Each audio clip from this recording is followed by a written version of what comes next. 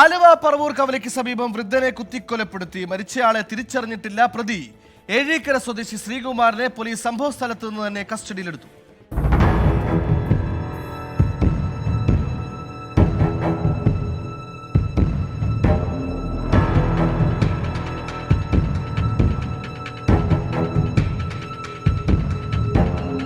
പുലർച്ചെ 5 മണിയോടെയായിരുന്നു സംഭവം.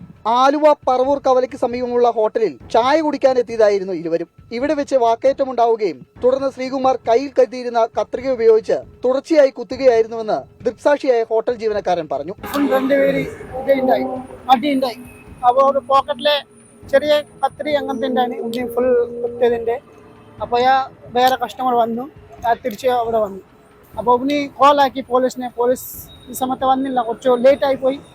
അപ്പോൾ ആംബുലൻസിനെ വന്നത്, ആംബുലൻസ് കൊണ്ടുപോയതിന്. അപ്പോൾ 2 മലയാളി ആൾക്കാരെ ഒരുമിച്ച് പോകാൻ. ഗുരുതരമായി പരിക്കേറ്റ വയോധികരെ നാട്ടുകാർ ആശുപത്രിയിൽ എത്തിച്ചെങ്കിലും ജീവൻ രക്ഷിക്കാനായില്ല. പ്രതി ശ്രീകുമാറിനെ നാട്ടുകാർ തടഞ്ഞു വച്ചിരുന്നു. വിവരമറിഞ്ഞെത്തിയ പോലീസ് പ്രതിയെ കസ്റ്റഡിയിലെടുത്തു. സുഹൃത്തുക്കളായ ഇരുവരും ആക്രി സാധനങ്ങൾ പെറുക്കി വിറ്റ് കഴിഞ്ഞിരുന്നതാണെന്നും കഴിഞ്ഞ ദിവസമുണ്ടായ തർക്കത്തിന്റെ തുടർച്ചയാണ് കൊലപാതകമെന്നും ഡിവൈഎസ്പി പ്രസാദ്. ഇന്നലെ മദ്യപിച്ച് എന്തോ തർക്കവരുണ്ടായിരുന്നു. അപ്പൊ അതിനെ സംബന്ധിച്ച് ഇരുവരും അങ്ങോട്ടും ഇങ്ങോട്ടും സംസാരിച്ച് പിണങ്ങി തമ്മിൽ അടികൂടി കൂടിയിൽ പ്രതിയുടെ കയ്യിലിരുന്ന ഒരു കത്രി പോലെയുള്ള എന്തോ ഒരു മൂർച്ചയുള്ള ഉപകരണമാണെന്നാണ് പറയുന്നത്. കണ്ടിരുന്ന സാക്ഷി പറയുന്നത്. അത് വെച്ച് നെഞ്ചു ഭാഗത്തോട്ട് കുത്തിയിട്ടുണ്ട്.